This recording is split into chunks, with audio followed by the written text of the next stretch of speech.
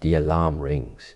And before your eyes are fully open, before your feet touch the cold floor, before any thought has formed clearly enough to name, you feel it. A weight, not in your muscles, not in your bones. Somewhere deeper, somewhere behind your chest, beneath your ribs, in a place you cannot point to but cannot ignore. You are not tired the way sleep can fix. You slept.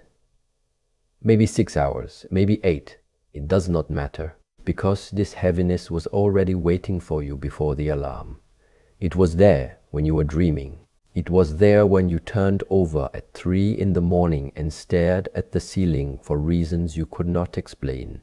Your body feels like it is being asked to carry something it did not agree to carry. And here is what most people do. They reach for the phone, they scroll, they drink the coffee, they push through. They tell themselves they are just not a morning person. They blame the weather, the season, the workload. They build a life around managing this weight instead of asking where it comes from. But you are still here, and something in you already knows that this heaviness is not a malfunction. It is a message. It is your body telling you in the only language it knows that the distance between who you are pretending to be and who you actually are has become unbearable.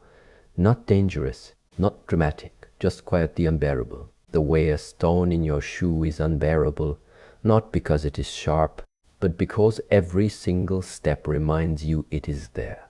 This is not about motivation.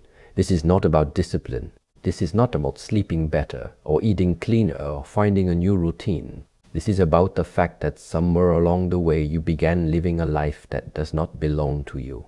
And your body knew it before your mind had the courage to admit it. That is what we are here to see clearly.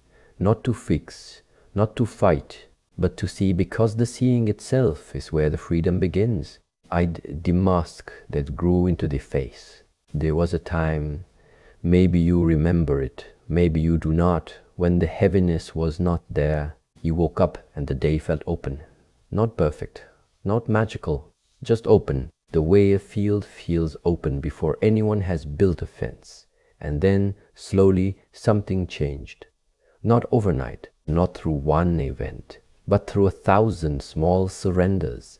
You learned to speak in a voice that was not yours. You learned to smile when smiling was the safest option. You learned to say "I'm fine" so quickly that the words lost all meaning. They became a door you closed before anyone could look inside. This is not weakness. This is intelligence under pressure.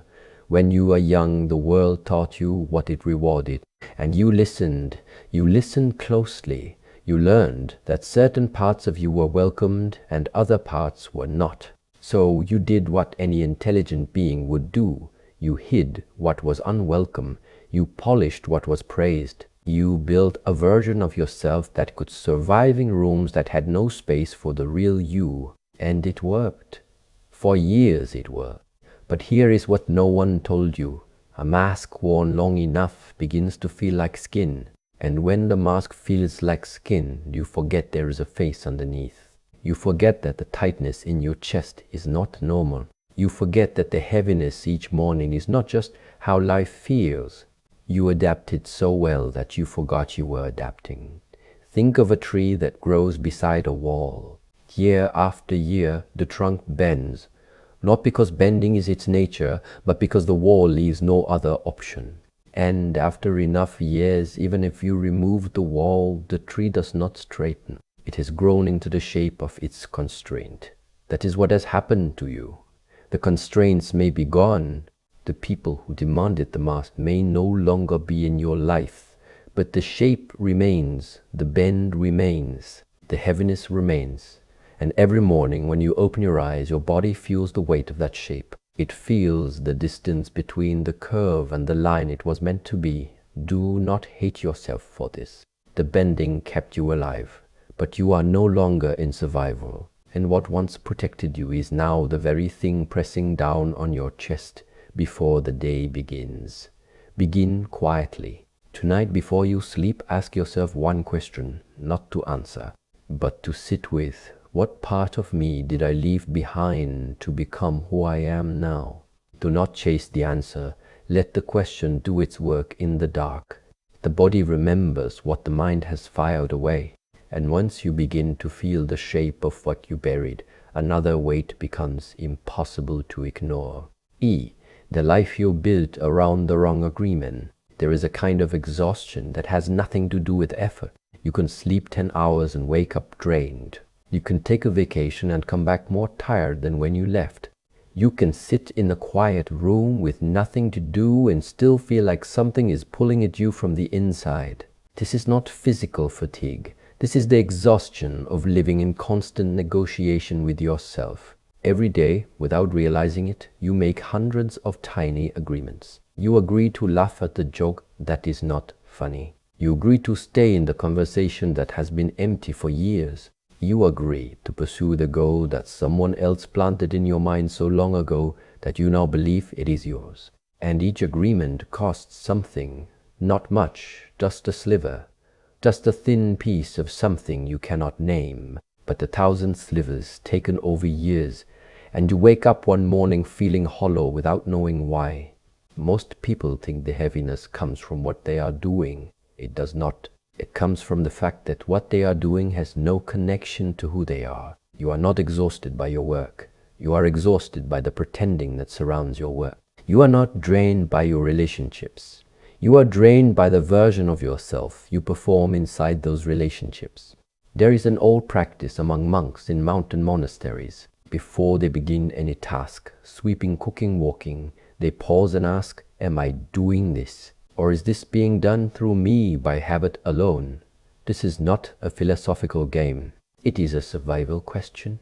Because a life lived entirely by habit is a life lived by someone who is not really there. And the body knows when you are not there. It registers your absence as weight. Here is a distinction most people miss. There is a difference between building a life and inheriting one. Building a life means choosing, even when choosing is uncomfortable. Inheriting a life means accepting what was handed to you. The expectations, the timelines, the definitions of success, and calling it yours because it was easier than starting from nothing. You may have inherited your ambition from a parent who never achieved theirs. You may have inherited your silence from a household where silence was the price of peace. You may have inherited your restlessness from a culture that told you stillness is laziness. None of this is your fault, but it is your weight to sit down. Imagine you are carrying a bag. You have been carrying it so long that your shoulder has molded to its shape. Someone asks, "Why do you carry that?" And you say, "What bag?"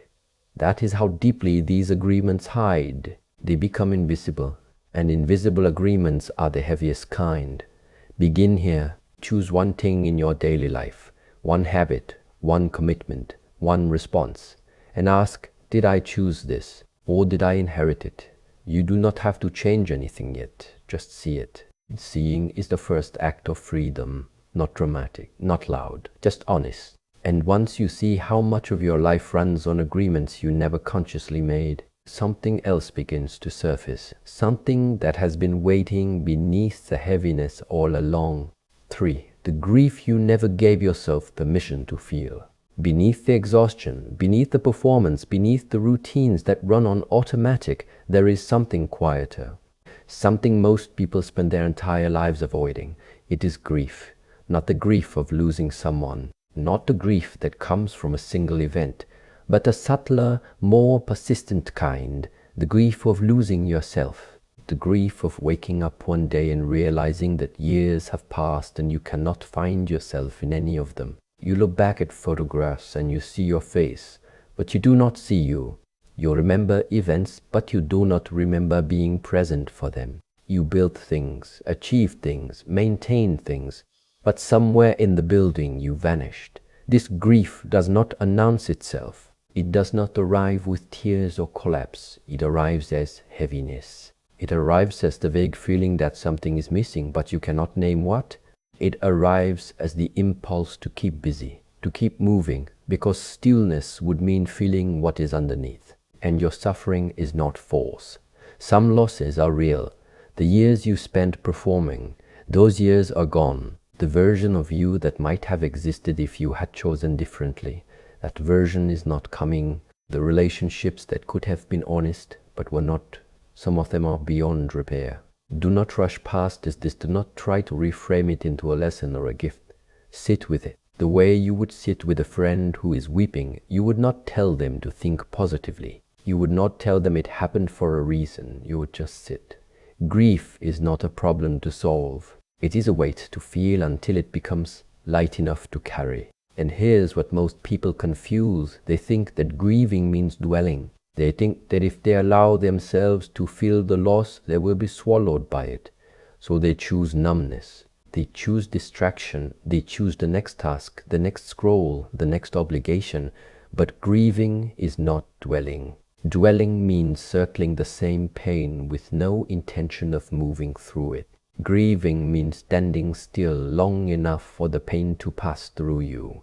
Think of a river after heavy rain. The water rises. It pushes against the banks. And if the banks are rigid, if they are made of concrete and resistance, the water has nowhere to go. It floods, it destroys. But if the banks are soft, if they are made of earth and patience, the water rises, spreads, and eventually recedes.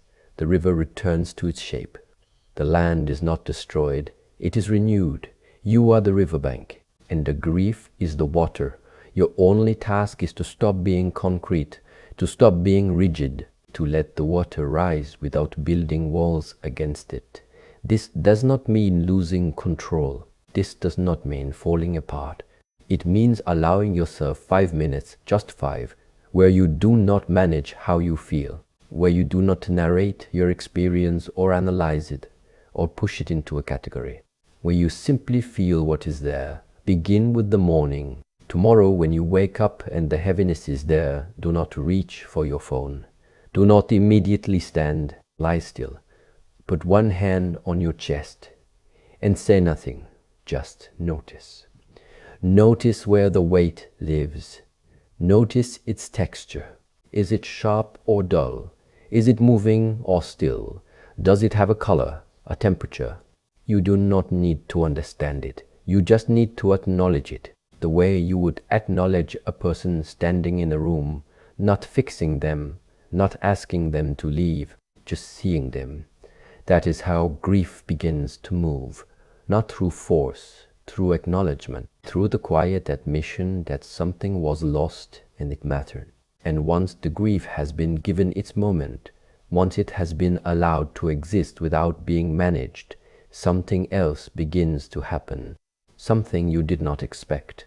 IV, the return to the body you abandoned. You live in your head. You have lived there for years, maybe decades. Your body is something you transport from place to place, something you feed and wash and occasionally push through exercise. But you do not live in it. You visit it, and your body knows. It knows because it keeps sending signals that you keep ignoring. The tight jaw, the shallow breath, the shoulders that sit somewhere near your ears, the lower back that aches not from injury but from years of holding tension you refuse to feel. The heaviness you feel each morning is, in part, your body's way of saying, I am still here. I have been waiting for you to come back. Most people think the mind and body are separate, that what happens in thought stays in thought. But every emotion you suppress lands somewhere in your muscles. Every truth you swallow tightens something in your throat. Every time you smile when you want to scream, your face learns to hold a shape that is not its own. There is a practice in the old temples, not meditation, not exercise, something between the two. The monks call it returning. You stand in one place, you close your eyes, and you simply feel your body from the inside. Not what it looks like, not what it can do, but what it feels like to be inside it right now. You start with your feet, the weight of your body pressing into the floor, the temperature of the ground. Then slowly, slowly you move upward. The knees, the hips, the belly, the chest, the throat, the face, the crown. And as you do this, you will notice something extraordinary. You will notice places in your body that you cannot feel at all. Numb spots, blank spaces, places where the signal has been turned off because feeling them was too much. Those blank spaces are not empty, they are full full of everything you have been refusing to feel. And the heaviness you carry each morning is the weight of that fullness pressing against the numbness. Returning to your body is not comfortable. It is not peaceful at first. It is like walking into a room you have kept locked for years. The air is stale. The furniture is covered in dust.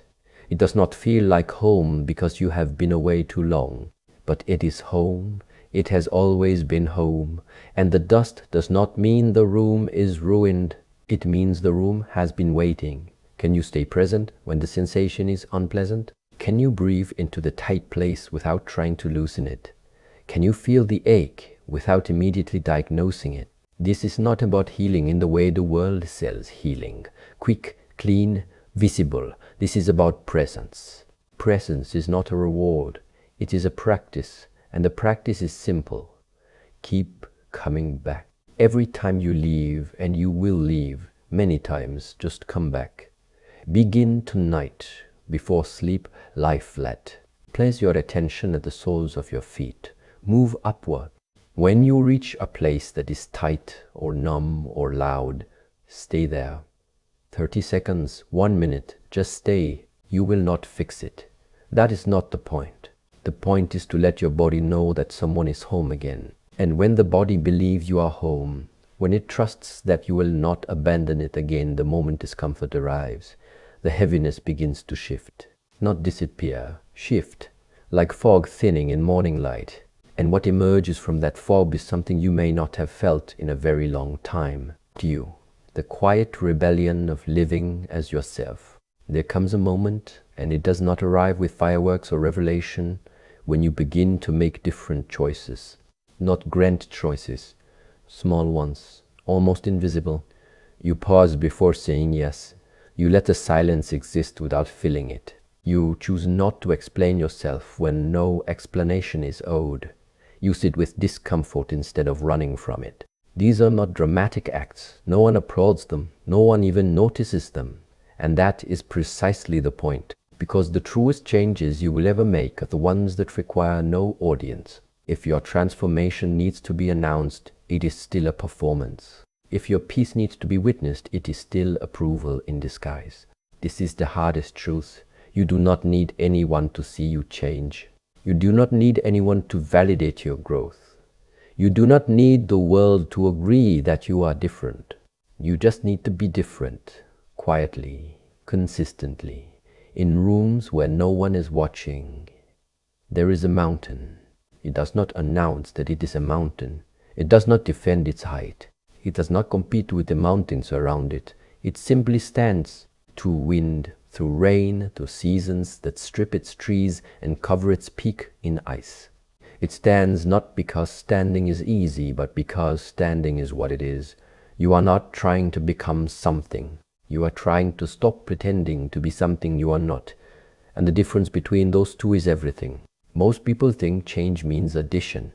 Learn a new skill, adopt a new mindset, add a new habit, but the deepest change is subtraction.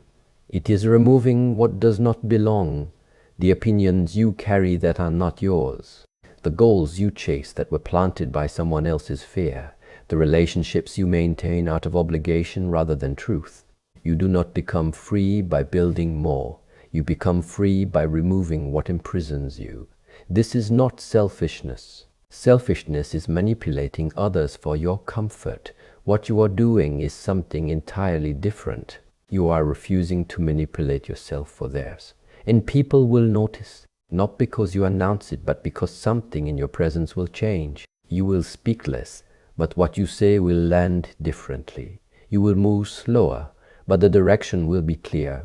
You will ask less from others because you have stopped betraying yourself. Some people will not like this. Some people build their comfort on your compliance. Some people love the version of you that never said no, that always adjusted, that always made space. And when that version disappears, they will call you cold.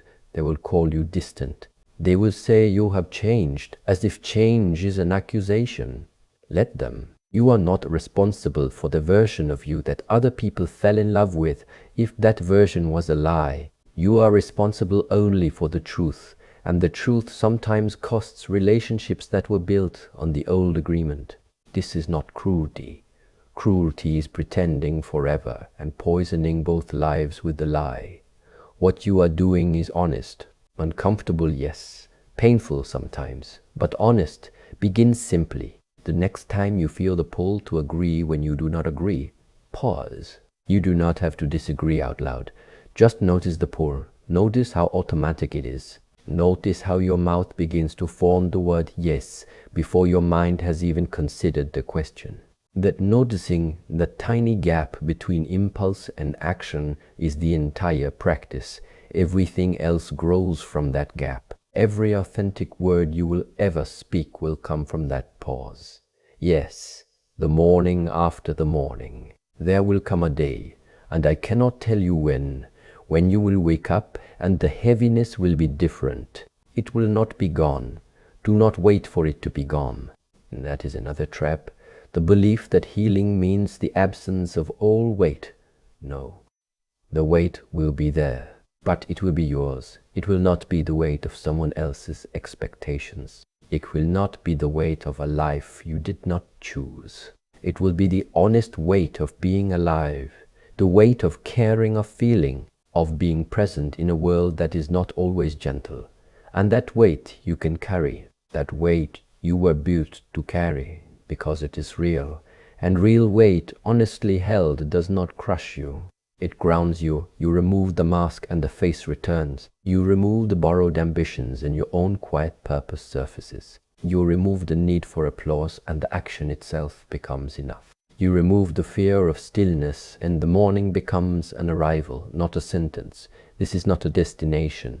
There is no moment where you are finished. There is no morning where you wake up completely free and stay that way forever. Freedom is not a place, it is a practice. It is the practice of choosing again and again to live as yourself, even when it is inconvenient, even when it is misunderstood, even when it costs you something you thought you needed. Can you wake up heavy and not make it mean something is wrong? Can you feel the grief and not build a story around it? Can you stand in your own life without apologizing for taking up space? Can you let the morning be just a morning, not a test, not a punishment, not a race to be won? You do not need to be strong in the way the world defines strong. You do not need to be unbreakable or untouchable or unmoved. You need to be present, present with the weight, present with the silence, present with the slow, unglamorous work of living honestly in a body that has been waiting for you to return. The heaviness was never your enemy. It was your body's last honest voice, the one part of you that refused to pretend. Listen to it, not to fix it, not to silence it, but to honor it. And then, slowly, quietly, without announcement, begin. Begin not with a grand plan, not with a resolution, not with the promise of a new life. Begin with one breath that you actually feel, one morning where you do not immediately reach for distraction, one moment where you let yourself be exactly what you are, without editing, without apology, without performance. That is enough. That has always been enough. Let your life become the evidence, not your words, not your declarations, not the image you project. Your life, lived quietly, lived honestly, lived from the inside out. The heaviness will not vanish, but it will change. It will soften from a wall into a door. And one morning you will not remember which one. You will walk through it. And on the other side there will be nothing extraordinary. Just a room, just silence, just you. And for the first time in a very long time that could be enough.